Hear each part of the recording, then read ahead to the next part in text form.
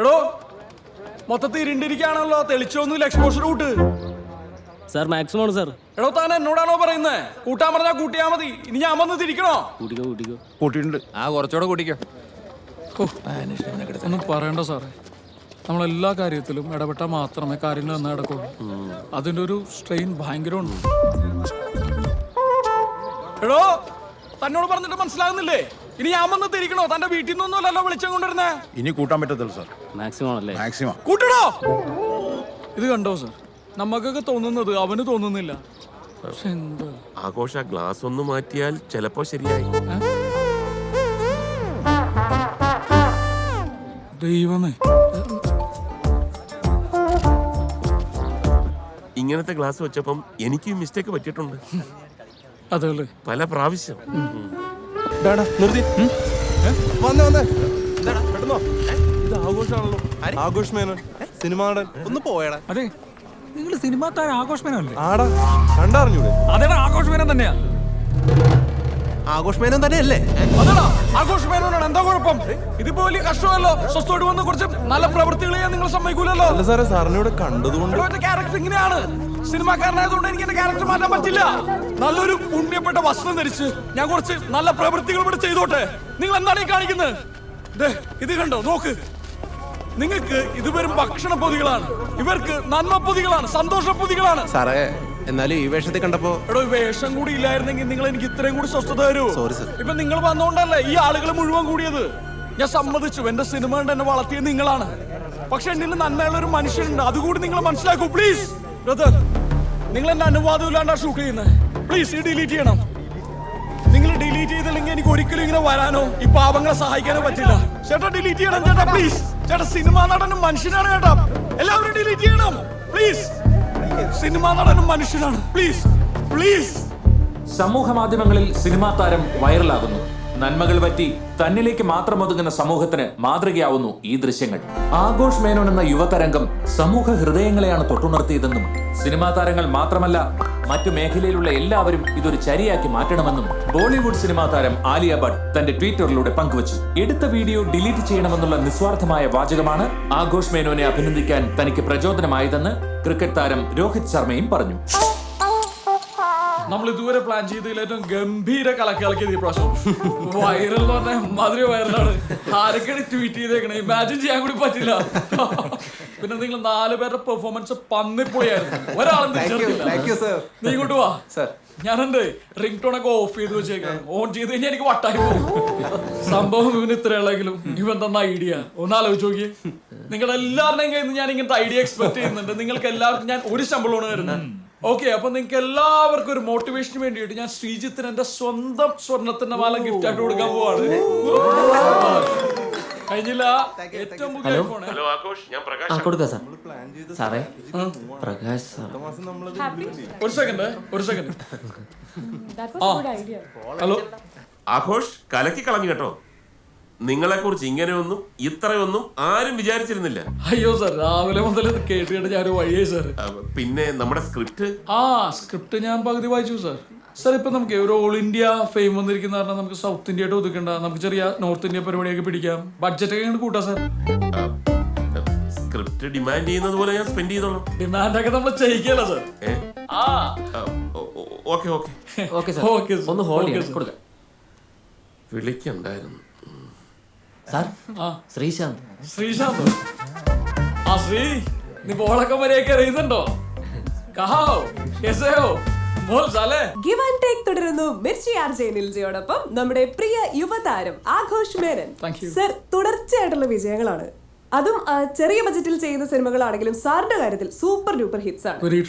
അതിനിടയ്ക്കാണ് വളരെ കലാമൂല്യമുള്ള ഒരു സിനിമ ഇറങ്ങി നന്നായിട്ട് ഓടിക്കൊണ്ടിരിക്കുന്ന സമയത്ത് അത് തിയേറ്ററിൽ നിന്ന് എടുത്ത് മാറ്റുകയും ചെയ്തു. അത് സാറിന് എത്രമാത്രം അഫക്ട് ചെയ്തു? അരികെ ഒരു ആകാശമാണ് ഞാൻ ഉദ്ദേശിച്ചത്. മനസ്സിലായി. ആക്ച്വലി അതിൽ ഹീറോ ഞാനല്ല, സീനിയർ ആക്ടർ മോഹൻകുമാർ സാറാണ്. അതിന്റെ സംവിധായകൻ നല്ല ഒരു സമാന്തര സിനിമ എന്നെ അഭിനയിപ്പിച്ച് ന്യൂ ജനറേഷൻ സിനിമയാക്കാൻ ശ്രമിച്ചു. പിന്നെ ഞാൻ അതിനെ നിന്ന് കൊടുത്തു. പിന്നെ എല്ലാ സിനിമക്കും അതിൻ്റെതായ ഫേറ്റ് ഉണ്ട്. സാർ, എന്നാലും വളരെ സൂപ്പർ ഹിറ്റ് ആയിട്ട് നന്നായിട്ട് ഓടിക്കൊണ്ടിരിക്കുന്ന ഒരു സിനിമ പെട്ടെന്ന് വീണ് പോകുക എന്ന് പറഞ്ഞാല്? വളരെ നന്നായിട്ട് ഓടിക്കൊണ്ടിരിക്കുമ്പോൾ PT ഉഷ അടക്കം കാലുകെറ്റി മലന്നടിച്ച് വീഴുന്നില്ലേ? നമുക്കൊന്നും ചെയ്യാൻ പറ്റില്ല. പക്ഷേ ഞാൻ സോളോ ഹീറോ ആയിട്ട് അഭിനയിച്ച കമ്പിളിപ്പതപ്പ് എന്ന് പറഞ്ഞ പടം സൂപ്പർ ഹിറ്റ് ആണ്. ഇത് ആഘോഷിന്റെ ഇന്റർവ്യൂ അല്ലേ? He's marketing it very well. വണ്ടി ഒന്ന് സൈഡ് ആക്കി. എക്സ്ക്യൂസ് മീ, നിമ്മിനൊന്ന് വിളിക്കാവോ? എടാ ആ നിമ്മിനൊന്ന് വിളിക്കോ. മാം ഇരിക്കും. ഒരു കാര്യം ചോദിച്ചോട്ടെ, ഇത്രയും ഹിറ്റായിട്ട് നിൽക്കുന്ന ഒരു സമയത്ത് ആഘോഷ് മേനോൻ എന്നുള്ളൊരു പേര് മാറ്റത്തിന് പിന്നിൽ? Good question. ഇപ്പൊ നമ്മളെ കുറിച്ച് പറയും. അതെ, ബോളിവുഡ്. എന്റെ ശരിക്കുള്ള പേര് ആഘോഷ് മേനോൻ തന്നെയാണ്. സംശയം ഉണ്ടെങ്കിൽ എന്റെ SSLC ബുക്ക് നോക്കിക്കോളൂ. ശരിക്കും? അല്ലേ? അപ്പൊ കൃപേഷ് ഞാൻ ഒരു 10 വർഷം മുമ്പ് ഒരു സന്യാസിനെ പരിചയപ്പെട്ടു, വാരണാസി വെച്ചിട്ട്. ഓക്കെ. അപ്പൊ പുള്ളിയാണ് കുറച്ച് കൃപയുള്ള പേര് ഇരിക്കട്ടെ എന്ന് പറഞ്ഞിട്ട് കൃപേഷിന് പേരിട്ടു. Bloody donkey, idiot. അപ്പൊ പിന്നെ ഇപ്പൊ എന്തിനാ പേര് മാറ്റിയ? പുള്ളി കഴിഞ്ഞ ആഴ്ച ഗുരുവായൂർ വെച്ചിട്ട് ഓട്ടോ അടിച്ച് മരിച്ചു. Oh no. ആ ഗുരുവായൂർ എഡിഷനിലെ എല്ലാ ന്യൂസ് പേപ്പറിലും ഉണ്ടായിരുന്നല്ലോ. You are very funny, sir. ഫണ്ണിയോ? എന്ത് ഫണ്ണി? അതല്ല സർ. അല്ല നിങ്ങളുടെ നാട്ടിലൊക്കെ ഒരാൾ മരിച്ചു എന്ന് പറയുന്നത് ഫണ്ണിയാണോ? So sad. Pathetic. ചുമ്മാതല്ലേ ഇയാളെ നാട്ടുകാർ കബീഷ് എന്ന് വിളിക്കണം. 1000 പേരുകൾ പറഞ്ഞെടുത്ത നമ്മളിപ്പോ ആരായി? Bye. Bye sir, thank you. എന്താ എന്താ? അല്ല സാറിനോടൊന്നും പറയാൻ വന്നില്ലേ? പല സെൽഫിയോ മറ്റോ എടുക്കാനായിരിക്കും. എടുത്തോളൂ, നമുക്ക് ഗ്രൗണ്ടഡ് ആയിട്ടുള്ള ആളാ. എടുത്തോളൂ, നല്ല സാറാ. ഞാനൊന്നും ചോദിച്ചില്ലായിരുന്നല്ലോ.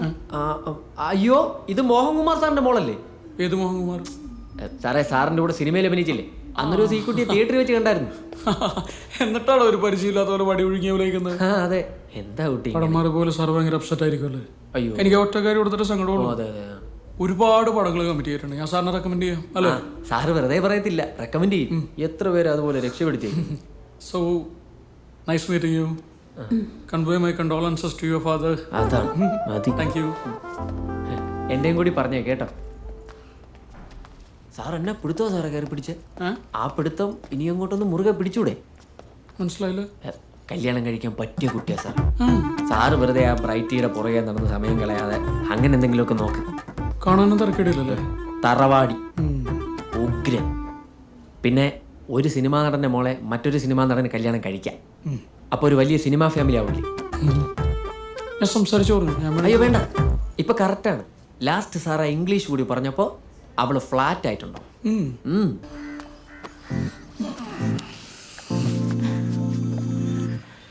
നമ്മളിങ്ങനെ ഫുൾ ടൈം ഒരുമിച്ച് കിടക്കുന്നതുകൊണ്ട് ആളുകൾ അതും ഇതൊക്കെ പറയും.